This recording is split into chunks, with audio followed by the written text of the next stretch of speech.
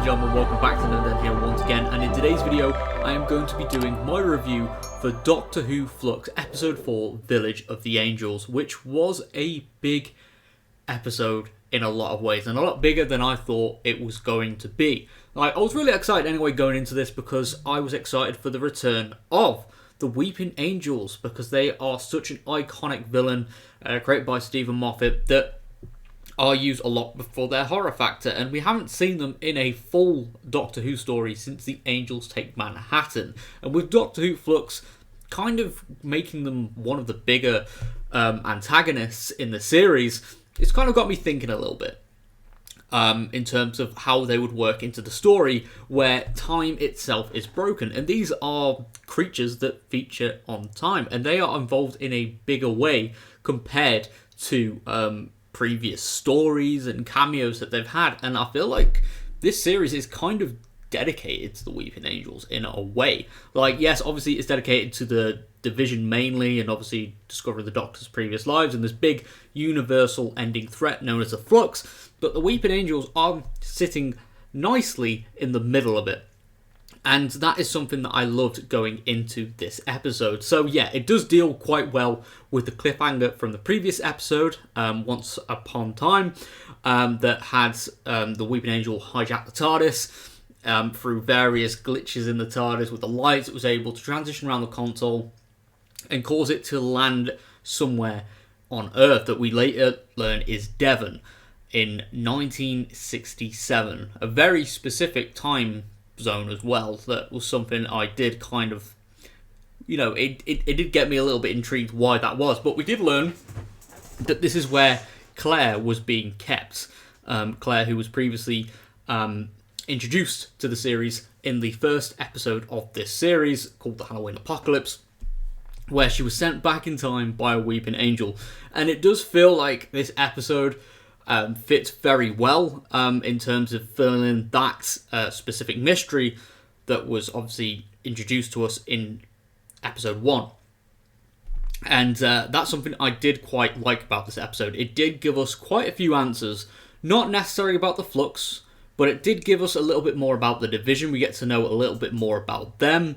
And obviously the Weeping Angels, or at least some of them, were used as agents for the Division. And again, this is part of giving the Weeping Angels a bigger role in the series. And we also know from the next time trailer that they are going to be in the next episode. Well, next week's episode, the Weeping Angels are going to be there as well. But yeah, speaking of the Weeping Angels, they had a big presence in this episode. Even when they weren't physically seen, you could kind of get their presence with the nighttime atmosphere that I loved.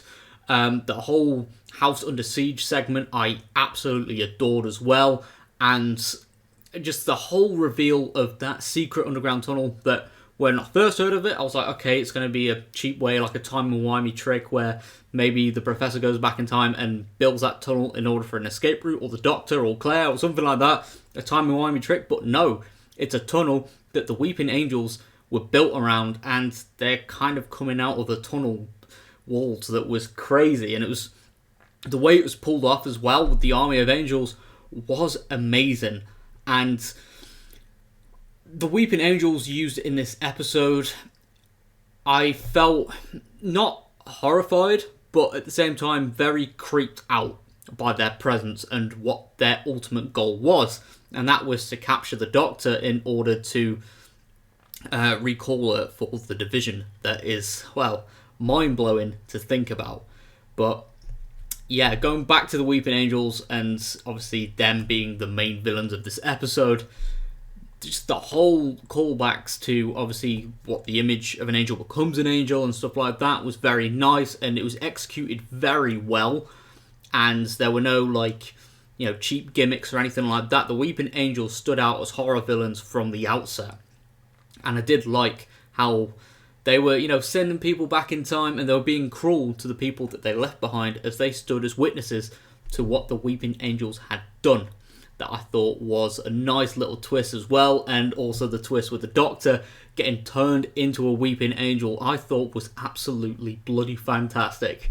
But yeah, in terms of the other segments of the episode, so Yaz and Dan getting sent back in time was was very intriguing actually, and I did like how it allowed us to not necessarily have arc focused more on Dan, but something that has Dan and Yaz put together by themselves without the Doctor that was done quite well. I was very intrigued on, are they going to escape the early 1900s, or are they going to be left behind? That obviously, yeah, they were, and episode 5 is going to deal with the consequences of that.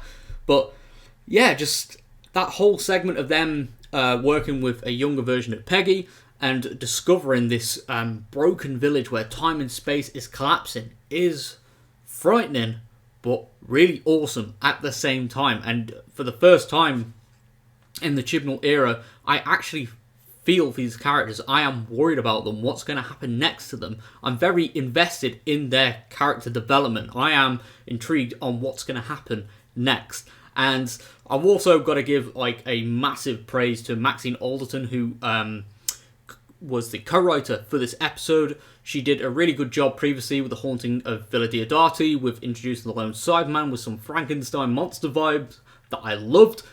And yeah, I was heavily anticipating her writing a Weeping Angel episode, and she co-wrote it. And I can probably assume that she wrote the Weeping Angel segments while Chris Chibnall wrote the Bell segments that I'll be getting onto in a sec. But yeah, she did capture that vibe of the Weeping Angels just being this unrelentless nemesis that I loved. They were unrelentless, they kept on going, and I loved it. And it showed the true power of the Weeping Angels, and well, I'm looking forward to seeing their return next week, obviously, with their story carrying forward with the Weeping Angel Doctor and the Division. I think that's going to be pretty awesome. But yeah, Bell's segment, I didn't really have a lot going for it. Again, it was nice to see Azure turn up with a passenger, and obviously it does help build up a resolution to her story. And it was nice as well to see a post-credit scene with Vinda that was I think that's probably like a break-in tradition for Doctor Who end credits that I did again enjoy. It was a nice surprise, nice change to format, and obviously again helps build up that subplot that they've been building up now since last week, that I'm looking forward to even more so. But yeah, anyway, if you are new around here, be sure to subscribe for more nerdy content, as we are on the road to 3,000 subscribers, which I would love to reach by the end of April next year. And I will say this episode was a 10 out of 10. I personally loved it, and I can't wait to see what happens next in this series. But with that being said, thank you very much for all your support, and yeah, goodbye for now.